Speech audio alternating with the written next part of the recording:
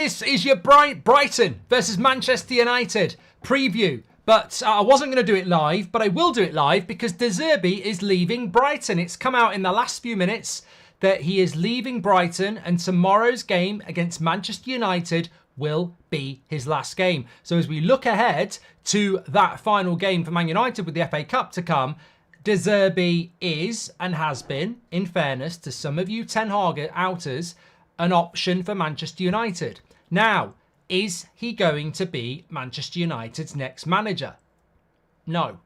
That's my theory. I don't think he is. What I would say is the summer starts here. Saturday afternoon live stream at 4 o'clock. This is where it's at. Make sure you subscribe and smash a like on the video because it does have that vibe to it, doesn't it? You know, welcome to the summer. This is what can happen. You can be sat there having a barbecue or cutting the grass, and then suddenly something pings on your phone and you go, oh, this is a big story, and this is it. This is why it's exciting. I would not say it's impossible that he becomes Manchester United manager, but I have a theory that he won't. Manchester United have connections with Brighton. Dan Ashworth, obviously, and Ineos have got a manager at Nice who used to work with Zerbi. So there are connections, of course there are. I think he's going to Bayern Munich. I'll explain why. But also, Dan Ashworth didn't work with Zerbi. Zerbi came in after Ashworth had left, if you figure it out. So I don't think that those theories have ever really had any legs. Talking about Kieran McKenna, by the way, if I was Brighton, I'd be going for Kieran McKenna. I think he's perfect for the Brighton vision, but Brighton, that's their problem. Why is Zerbi leaving Brighton for wherever? Because I think that he's only been there 18 months, and he obviously doesn't want to do a long-term vision at Brighton. There'll be people at Brighton who might actually say good riddance. He's not had a very good season. He's only won one in his last 9 Premier League games, but that's by the by. We can talk about that in the preview. Why do I think he's not coming to Manchester United? Well, Thuto says Zerbi quitting makes it interesting. I don't think he has quit. I don't think he can quit because he's going to go into another job. So this is where, for me, you follow the story here. He's under contract and he's got a £10 million release clause. You can't just quit your job and say, I quit to get out of my release clause and then go and be Man United manager or Bayern Munich manager. That's not how it works. We've seen with Dan Ashworth. You can't just quit your job and go to another one when you're under contract. So this has got to be a mutually agreeable thing between Brighton and Zerbi, because Brighton aren't stupid. They're not stupid. So they won't just let Zerbi hand his notice in and then let him go and join Man United, a rival, or anybody else. This will be, he's leaving Brighton because he's got a job lined up. This will be, Brighton have agreed a deal with whatever club are going to take him. And that leads me to believe it's Bayern Munich. Look, we can all jump from conclusions and get excited, but what we try and do on this channel is actually bring in a bit of research and a bit of news. He's always been a potential option for us, Manchester United, if Ten Hag goes. Of course he has. But he's always had a release clause. He's always had, some people said it was 20, I think it's around £10 million. He's always had that. So if he's leaving Brighton, unless he's quitting football altogether, whoever takes him has got to pay Brighton money. And the fact that Brighton have put in a statement out saying that tomorrow is his last game, which is actually, very complimentary, so that those fans at the ground can say thank you to Zerbi and he gets his goodbye, etc. There's obviously been a mutual parting of ways, which means he knows where he's going. Now, Brighton aren't going to let him go for nothing when they know other clubs want him. Whether they want to let him go or not, they might look at the team and they might look at the form and go, we want to get rid of him. But they've not sacked him and he hasn't quit because he will be going somewhere else. Now, where do I think he's going? I think he's going to Bayern Munich. I think he's going to Bayern Munich because is it Max Eberl at Bayern Munich who is like their general manager? Apparently Zerbi was always in their top 2 with Alonso. So the fact that Tuchel went yesterday and Zerbi is announcing he's leaving Brighton today, I think Bayern Munich have moved very quickly to get Zerbi. I think that's what's happened. I think Tuchel yesterday, what are the Germans stereotypically very good at? efficiency. Tuchel takes the story yesterday that he's leaving Bayern Munich. Bayern Munich wrestle the story back today and appoint De Zerbi. And I think that is where he is going to end up. And I wouldn't be surprised by the time some of you are watching this, it's already come out. Now, some people are saying Juventus, some people are saying Barcelona. Yeah. Could be. But I think it's going to be Bayern Munich because he was high on their list before. And since Thomas Tuchel left yesterday, I think they've moved very, very quickly. And remember, it's not the story some people think it is. It's not like he's quit. He's not available for free. There is a compensation, and Bayern Munich are in a position to pay that. Why do I think it's not Man United? Because I don't think we've got £10 million to spend on a manager at the moment when we haven't made our mind up on Ten Hag. I still think I still think that Ten Hag will probably stay. But this is live. Yes, tag, it is. Let's go. Eric Ten Hag out, says Zutang. Goldbridge in, says Alan Casey. Thank you very much. Well, we're going to move on to the Man United preview now against Brighton. But if you're tuning in, De Zerbi is leaving Brighton. It's his last game tomorrow, which makes our game a little bit difficult, doesn't it, actually? Because it's a goodbye party. Some people are saying he might be going to Juventus. Look, he could be going to Juventus. He could be going to Barcelona. I think it's going to be Bayern Munich. I don't know that. It's just a theory. But Juventus only sacked Allegri very, very recently as well, didn't they? So they might be moving really, really quickly as well. The bottom line is we haven't sacked Ten Hag. Barcelona have sacked Xavi. Bayern Munich have parted ways with Tuchel. And Juventus have sacked Allegri. So they will move quickly because it's a very competitive market. It won't be Man United for De Zerbi. It won't be. Worst thing I had done today is watch 99, a brilliant documentary, and I was in Barcelona that night. It was very melancholic. If you experienced it, says Red since 1975. Certainly was, and I would expect everybody to watch that. Adrian says Brighton want Kieran McKenna. Wouldn't be surprised, and I think it's the perfect job for him, but I feel bad for Ipswich if he takes it. Anyway, I don't think De Zerbi is going to be Man United manager. And if I'm being completely honest, I think anybody who's getting excited about it is coming across as a little bit beggy, because just do your research. Like, the timings don't work for Manchester United to take De Zerbi. We've got an FA Cup final in a week. I just don't. I don't. It's just not going to happen. Not going to happen. But let's move on to the actual preview of the game. This is how the league table looks at the moment. Wow. I mean, it's amazing that we're actually 8 points ahead. 9 points ahead of Brighton. I mean, Brighton just haven't had a good season, have they? Home record-wise for Brighton. Look, this is an important game for United. We've got the Man City game a week today. In fact, it'll be half-time. We'll be into the second half a week today. And we need a bit of momentum against Brighton. Now, they're mid-table for their home form this season. They've got worse home form than us. They've only won 8 games at home this season. And they don't really score that many goals. That's been Brighton's problem. They don't score enough goals. And they are a team that's obviously had as many injury problems as we have, of course. There's no doubt that Brighton's season has been disruptive. And De Zerbi has struggled, and Eddie Howe has struggled when you look at that league table. Pochettino has struggled. I think out of the top half of the table, Man United, Chelsea, Brighton, and Newcastle are the 4 teams that have been hit by injuries the worst this season. I know Liverpool had a bit of a period after Christmas, but it's been a very, very challenging season for both of us. More probably so for Brighton. As I said, in their last 9 Premier League games, they've only won 1 and they've lost 5. They got beat by Chelsea at Brighton midweek. So I think it's a real opportunity for Manchester United to go and get a result, if I'm being completely honest. And I hope that we can do that. Now, this is how I've got us lining up. It's difficult to predict. I certainly think the likes of Varane and Lindelof will be back and on the bench. And I think they'll be looking for minutes ahead of that FA Cup final. I don't know what the situation is with Mason Mount. I think Garnacho will be on the bench, and probably rightly so. I think he has to start the final. I will say this right here, right now, and I don't care whether people take it out of context, clip it, or whatever. If Marcus Rashford and Ahmad start the FA Cup final and Garnacho doesn't, I think it's a real piss take, because this lad this season has played more than any other of our wingers. And yes, at times he's been brilliant, and at times he's been tired and not been as good. But he is the player that's been there from the start of the season to the end of the season, week in, week out, not been injured, you know, going to these difficult games like Palace and, you know, playing in those games. But I think he does look tired at the moment. And if I was Ten Hag, I would just want to take him out of that Brighton game and give him a bit of a recharge. Maybe give him 20 minutes at the end of the game, give him a bit of a recharge. I'd take him aside and say, look, you're starting the FA Cup final.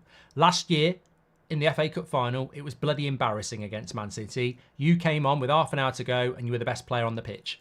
You're starting this FA Cup final. I just want you fresh. So I would personally put Garnacho on the bench for this game, but I'd be telling him you're starting the FA Cup final, so get yourself fresh.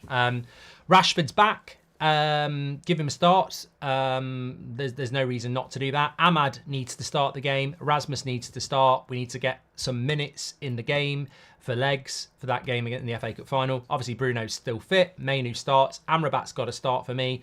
And then I think that we will see Dalot and Wan-Bissaka at fullbacks as per usual. I think Martinez has to start the game.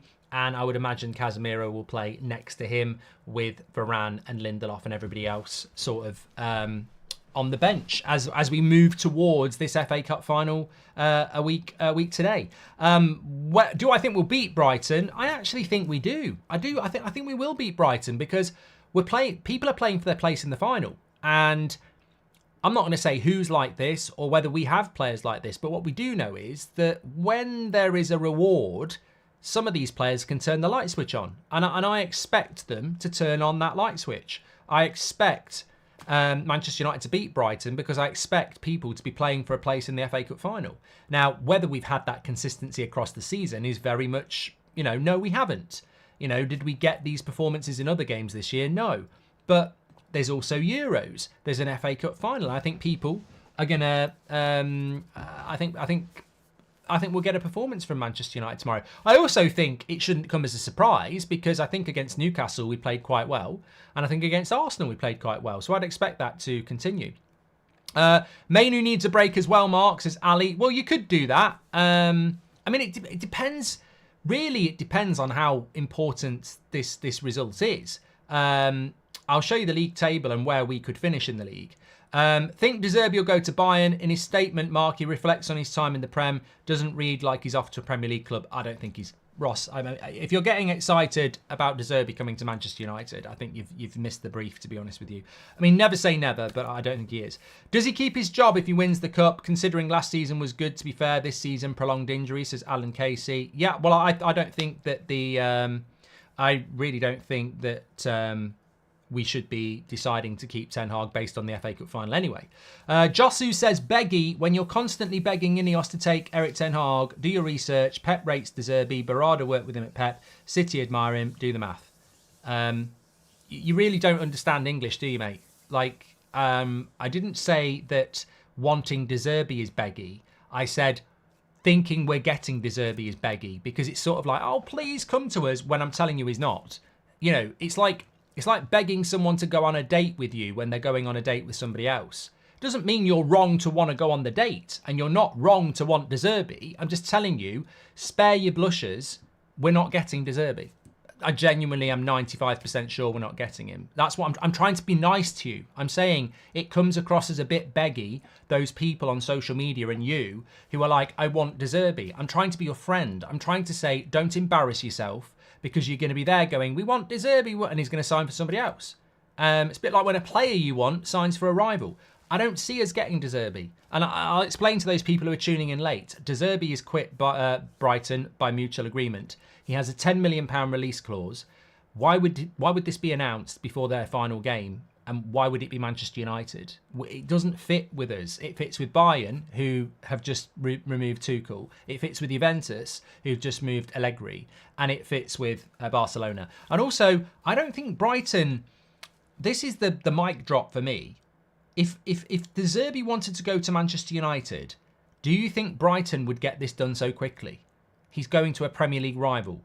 I don't think Brighton would be so mutually agreeable. I think it would take proper negotiations. So I think that he's not coming to Manchester United. But you know what? If you want to apologise to me for, you know, giving me a bit of shit, Joshu, that's absolutely fine. But I actually was trying to be helpful. But if you want to get on your hands and knees or whatever it is you want to do for De Zerbi, you'll be wasting that stretch. Mainu needs a break too against Brighton, says Ali. Yeah, okay. Richard thinks it could be Juve. It won't be Man United. I'm sorry. It won't be. But look, let's go back to this game. Manchester United obviously playing Brighton. That's how I think we'll line up. This is how the league table looks. We are 8th place at the moment. We are joint with Newcastle. They have the same points as us. The permutations are this. We can't catch Chelsea, even if we win and they lose. They're at home to Bournemouth. They will get 6th place. So Chelsea, irrelevant. Their goal difference is too high, 10 goal difference, so it won't make any difference. And they're not going to lose at home to Bournemouth in their last game. So really, it's whether you want 7th or 8th. Now, I've heard people say, I'd rather we get 8th. And I do understand that. No European football allows us to focus on training, etc., and not get as many injuries, etc. The big warning there is, why didn't that work for Chelsea then? Why didn't that work for Spurs? Like, Spurs came 5th behind European Conference League Villa, and Chelsea came 6th when they had a massive squad and they didn't have European football at all. And Chelsea only started playing half decent football in late April. So extra time on the training ground hasn't helped Chelsea, and it certainly hasn't helped their injuries. So, you know, and it hasn't helped Spurs either. So this extra time by not being in Europe hasn't helped Spurs or Chelsea. So I don't agree with it. I understand it, but I don't agree with it. For me, I would take Conference League over nothing. I would take Europa League every day of the week. The reason for that is we've got young players that we want to give games to. And I think games breeds confidence. I think games are the place where you develop. And, you know, I don't want to be in the Conference League. It's absolutely embarrassing. And there are memes of me on career mode taking the piss out of the Conference League that I'm sure will resurface very, very quickly if we're in it. But I look at it and I go, well, it's revenue, which, you know, you can't turn your nose up at 10 million, even if you earn that, and we'll earn more than that. It's revenue, it's games, and we've got a lot of young players that I think we could really utilise in that sort of a tournament. So for me, I would take the Conference League. Do I think we're going to get it? It's difficult because Newcastle are at Brentford, and if they win, they'll get it. So we need Newcastle to lose at Brentford or draw, and we need to win at Brighton. It's not easy. It's not easy. So we're probably going to end up in 8th, which means we'd need to win the FA Cup to get into Europe. So how it works is, if we finish 8th, we're not in Europe.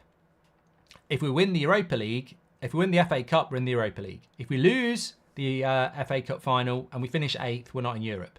It doesn't come to us because we're the losing cup finalists. So if we finish 8th, we're not in Europe unless we win the FA Cup final, and then we're in the Europa League. If we finish 7th, which is the highest we can finish, we're in the Conference League. But if we win the FA Cup, we go into the Europa League because it's the higher tournament. So 8th, we need to win the FA Cup if we want European football. 7th, we are in Europe. It just depends whether it's the Conference League or if we win the FA Cup. Interestingly, if we win the FA Cup, Chelsea go into the Conference League even though they're 6th, because 6th place only becomes Europa League if Man City win it. If we win it, they're in the Conference League. So that's how it works. Don't ask me to explain it again.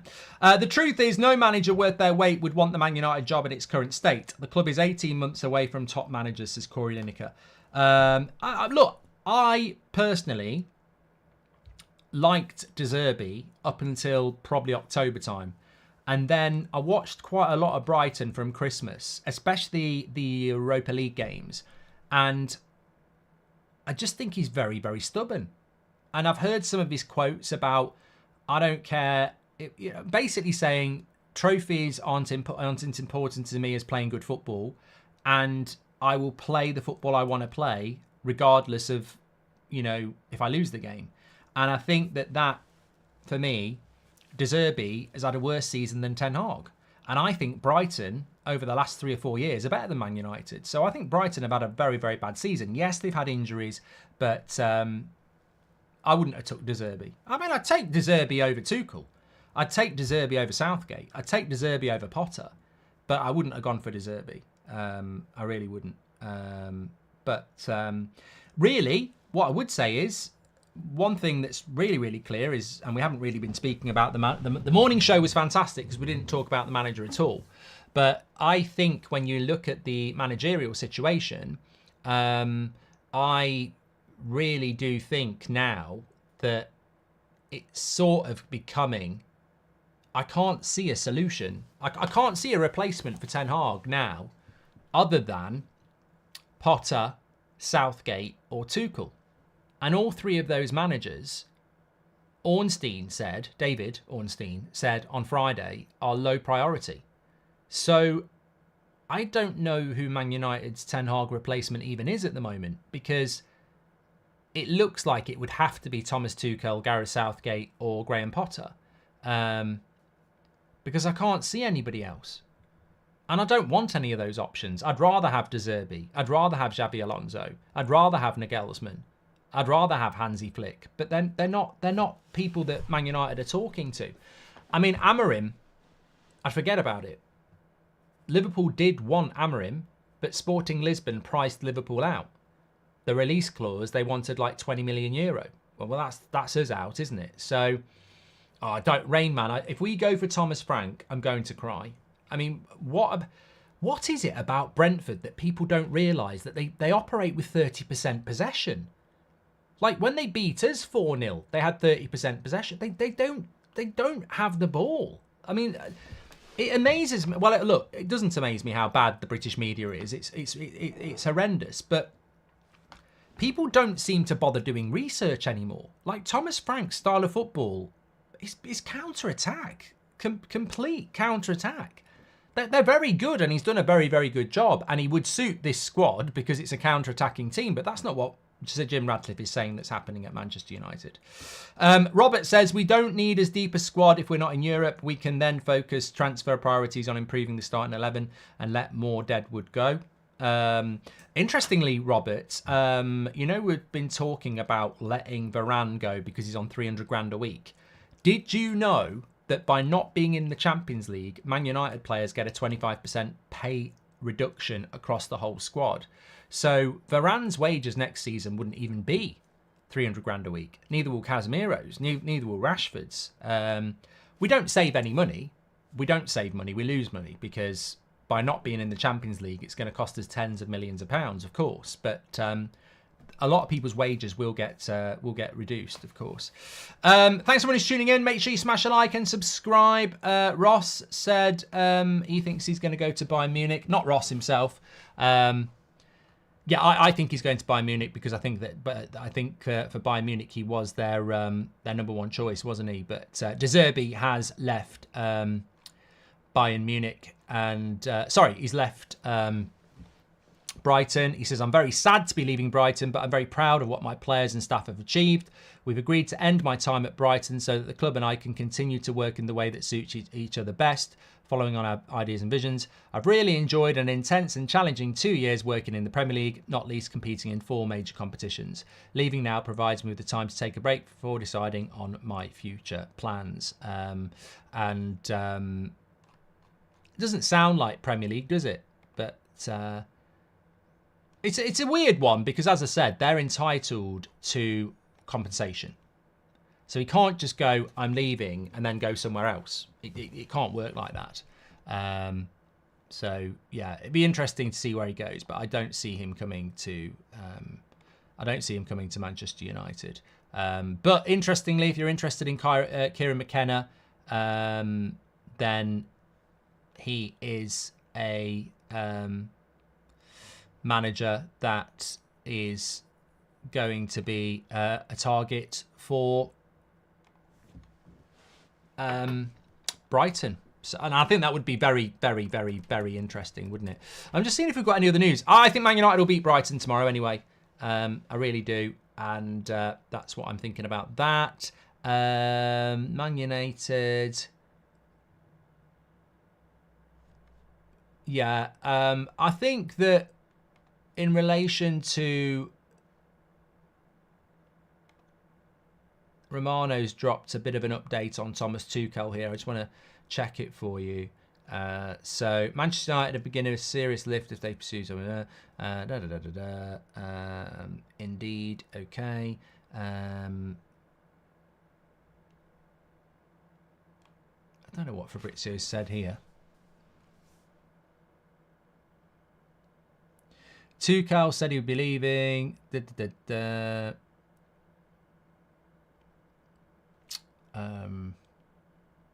Okay, so Romano has said that Tuchel is focused on quickly taking another job with a return to England very much on his agenda. Thomas Tuchel has gone public and confirmed that he had negotiations and talks with Bayern regarding his power in the summer transfer window for both to decide on specific positions and which players can be brought in. He wanted the full support of the board, including Karl-Heinz, because he didn't want to have any internal problems, and then he also wanted a contract extension. However, they couldn't reach an agreement, so Tuchel is leaving Bayern with immediate effect. So, I mean, look, according to Fabrizio there, he wanted some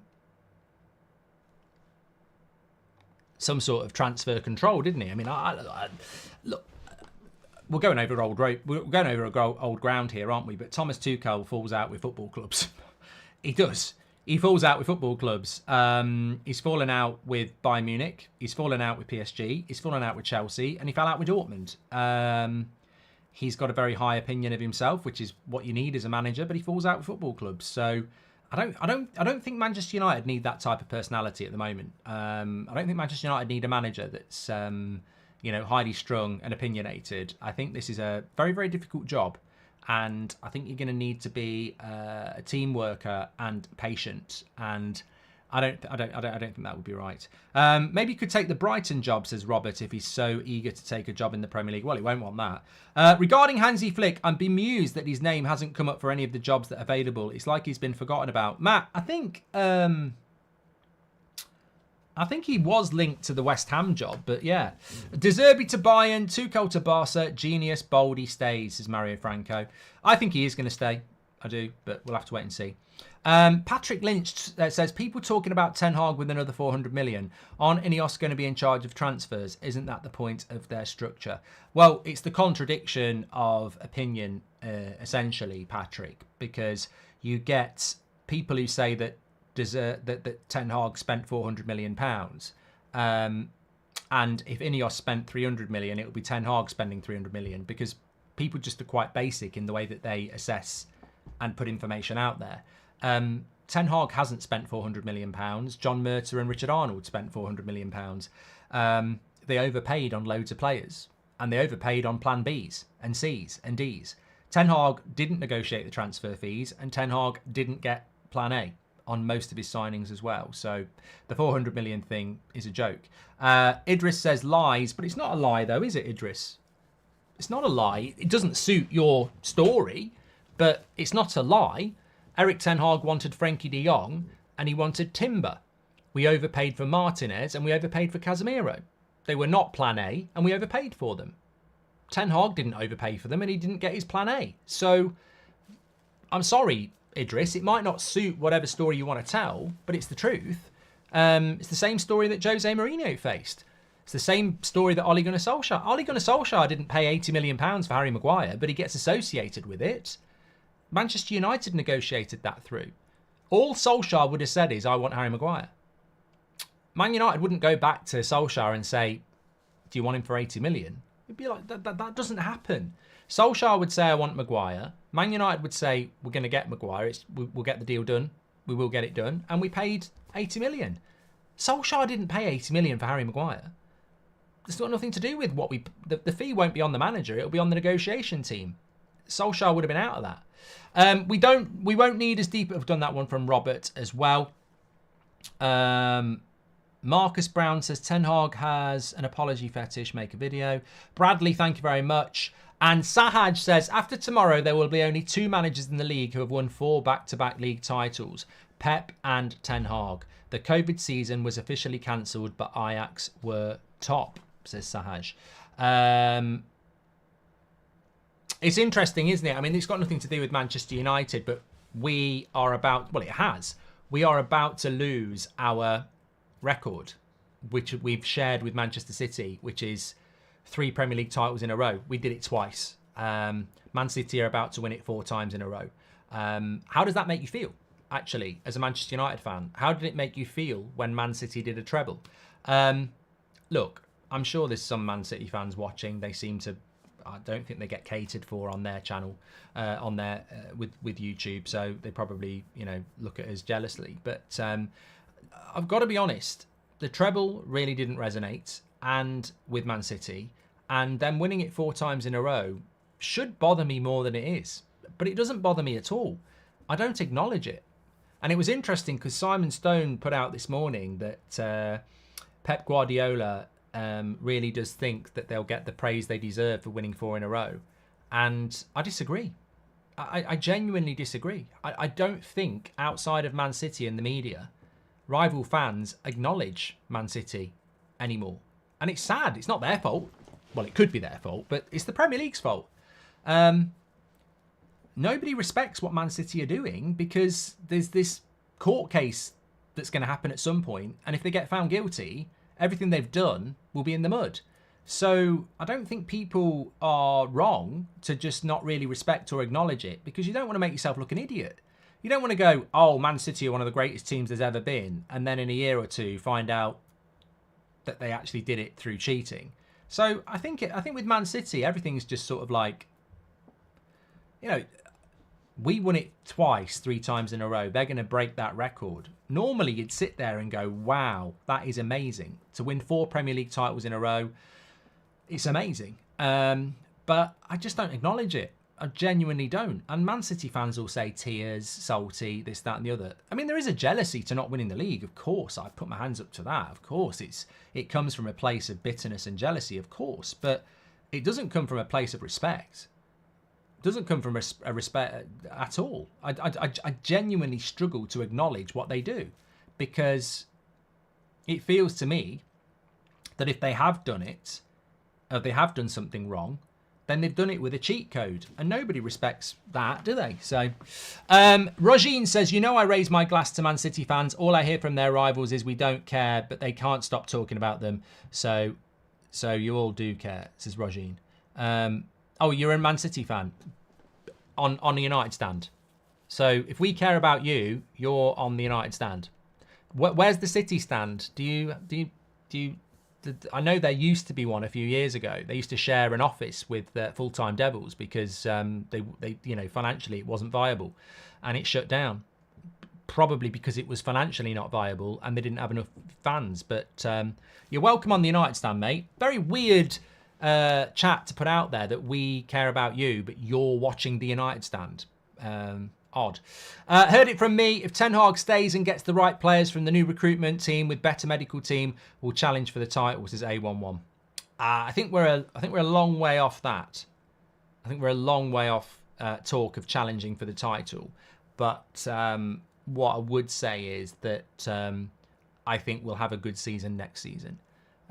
Next season's about getting in the Champions League. If this is going to be a 3 to 5 year plan, next season can't be challenging for the title. It's got to be get back in the Champions League, maybe win another trophy. But I think we'll have a good season next season. I really do think we need to make some bigger decisions than letting Varane and Casemiro go. I don't think that's ruthless. I think that's an open goal.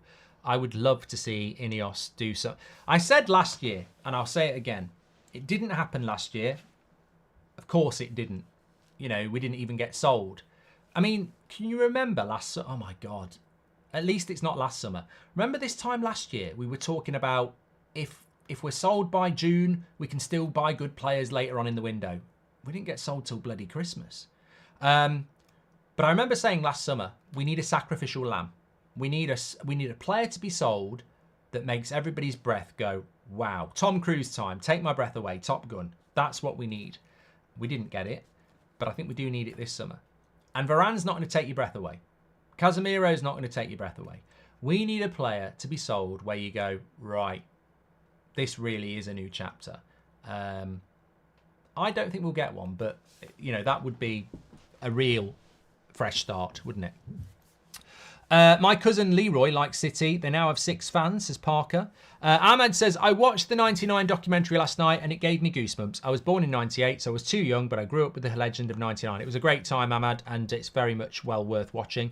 Sahaj says, I strongly agree with Mark. Personally, I feel Ipswich promotion and Leverkusen's invincibility will be remembered far longer than this City side's accomplishments, says Sahaj. Alexandru says, what sanctions do you think they will get? I don't think they'll get found guilty. I think they'll be found guilty in the court of public opinion, which is not legal. I think the public will always think they did something wrong, but I think they will not get found guilty because the Premier League is a joke. PGMOL, added time, you know, they've created this situation where what's happening. Do you think that Man City, with all their money, are going to lose to the Premier League's legal team? If this is a fight, I think Man City will batter the Premier League. And as somebody that's worked in law, legal cases can be won on technicalities, all sorts.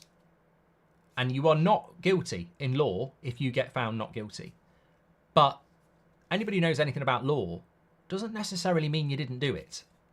It just means that you couldn't get it proved in a court. There's plenty of murders and frauds and all sorts of things that have gone to court and the person's been found not guilty. And a lot of people have felt, well, they did do it. They've just got off on a technicality. Now, I'm not saying that's the case with Manchester City, but do you trust the Premier League to put forward a case that's watertight? I don't. And I think Man City will be found not guilty. But I've always said that if they were found guilty and, you know, it amounted to cheating, they look at what's happened to Everton on a couple of charges. They'd have to be. Well, I think they should be kicked down to the National League. That's what happened to Rangers. But you've got to get there. And I don't trust the Premier League. The Premier League, I said this the other day, football fans have got no guilt to say 115. Like, football fans didn't start a rumour that Man City cheated. The Premier League, which they're about to win tomorrow for the 4th time, the Premier League, which Man City dominates, the Premier League have charged them with 115 things because they think they've done 115 things. That's the truth. You can skirt around the issue and say, well, it's not fair, we'll prove we didn't do it. But the Premier League, based on evidence, think Man City did 115 things wrong. That's the fact. It will now go to court. But it will never not be the case that the Premier League thought that Man City cheated. Like, the Premier League think Man City cheated. That's why they've charged them with 115 things. Now, can they prove it or not? No. I don't know. But never forget that the Premier League brought these charges against Man City. And that's because the Premier League think Man City have cheated. Even if Man City get found not guilty, there will be people out there that go, come on, the Premier League obviously knew something. But we'll have to just wait and see. Mark, have an end of season pint on me. Thank you to you and the United Stand community and team for all the work and support over a tough season, says Patrick Lynch. Well, it's about to go up a gear with all this summer stuff, but I'm actually going to pop out to the pub in a bit. I'm live tonight, though, for Fury versus Usyk. I'm live at 10 o'clock on That's Football, so make sure you tune in for that. There's no 8 o'clock show tonight because I'm going to pop out. Rogine says, I don't support Man City, I support Madrid. I just think it's funny that their rivals say they don't care when they do. They wish they were winning year after year. I don't wish we were Man City, mate. I do wish we were winning the title still. I don't wish we were Man City. Jack Lynch says, Ten Hag needs a good structure around him in order for him to succeed. I would keep Greenwood as he's more direct than other players such as Rashford and Anthony. Oh, that just reminds me, Jack. A bit of news came out from Simon Stone this afternoon. Manchester United still very much looking to sell Mason Greenwood. Option 3 would be to keep him. It's not out of the question, but the preference is to sell him or loan him again. We'll sell him. We'll sell him. There'll be plenty of options. I think that's just, we won't sell him and we'll bring him back if we can't get the offer we want, but I think we will. What's your prediction for Fury Usyk? Well, join me at 10 o'clock because I haven't actually made my mind up yet. Yeah, and we spoke about Greenwood to Napoli this morning on the show as well. Thank you everybody who tuned in today. Bit of a weird time, but this is what happens in the summer on the United Stand. This story's breaking 7 days a week at different times. It's always a busy time, so get subscribed, bottom right-hand corner, get your notifications on, and get involved. It's a different time after those last 2 games of the season, and it hots up a lot. I feel that the summer is here. Thanks everyone for watching. I don't think De Zerbi's going to be Man United manager, but look, never say never. Get in the comments, but it doesn't look like it to me. I don't think it'll happen, but there you go. Take care, everyone. I'll speak to you all in a bit. Don't forget to join me for Usyk Fury at 10 p.m. on That's Football.